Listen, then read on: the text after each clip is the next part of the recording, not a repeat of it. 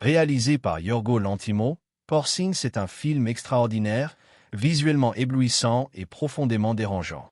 C'est une réinvention du mythe de Frankenstein, mais avec une touche féministe et excentrique.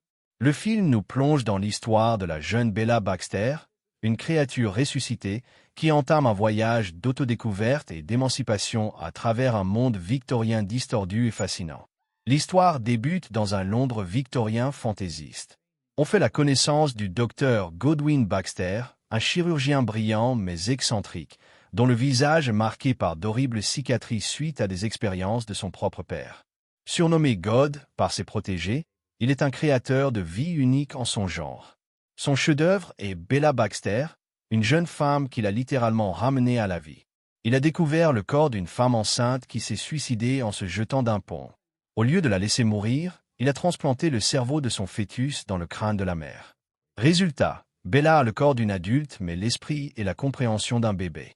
Elle apprend à marcher, à parler et à comprendre le monde avec une curiosité féroce et sans aucun filtre social. Son langage est rudimentaire au début, et son comportement est primal, parfois embarrassant, mais toujours fascinant.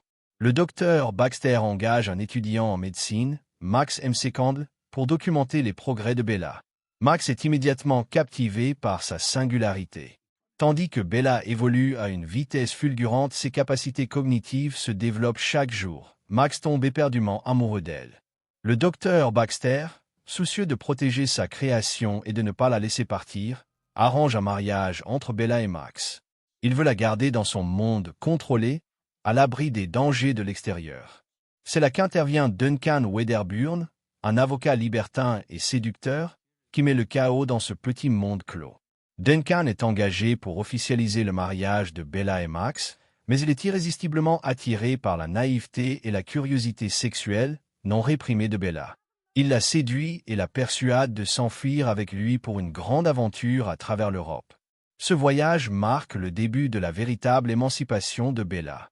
Le périple de Bella et Duncan est une exploration sensorielle et philosophique. Bella découvre le monde avec des yeux neufs, sans les filtres des conventions sociales. Elle s'émerveille devant les beautés de Lisbonne et d'Alexandrie, mais est aussi confrontée aux dures réalités de la pauvreté, de la mort et de l'injustice. Sa sexualité est explorée de manière explicite et décomplexée. Elle embrasse le plaisir sans honte, au grand désarroi de Duncan, qui est d'abord charmé par sa naïveté mais vite dépassé par sa liberté débridée. Bella, avec son appétit insatiable pour la vie et l'expérience, n'hésite pas à se prostituer pour gagner de l'argent après que Duncan ait perdu toutes leurs économies au jeu. Elle n'y voit pas de jugement, juste un moyen d'explorer et d'apprendre. Cette période est cruciale pour son développement intellectuel et émotionnel, la transformant d'un bébé en une femme indépendante qui forge ses propres opinions sur la moralité, la politique et l'existence.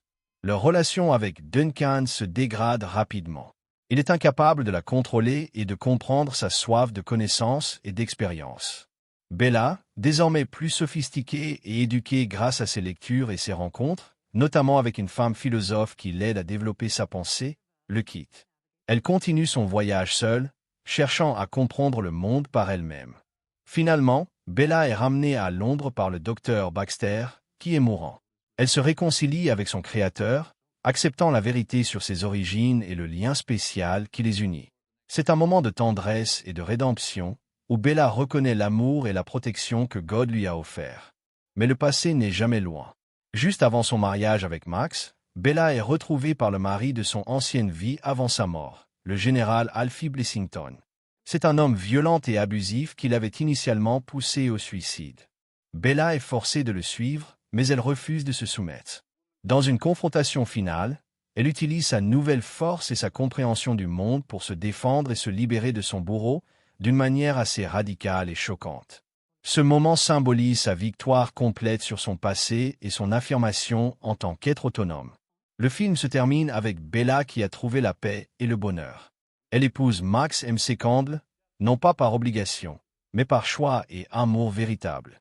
Elle poursuit ses études, devenant une brillante chirurgienne à l'image du docteur Baxter, et vit une vie épanouie, entourée de ses amis et de ceux qu'elle aime, y compris un chèvre et une poule ressuscités, dans une étrange et merveilleuse famille de son propre cru. Poor Things est une exploration audacieuse de la nature humaine, de la liberté féminine et de la capacité à se définir soi-même en dehors des contraintes sociales.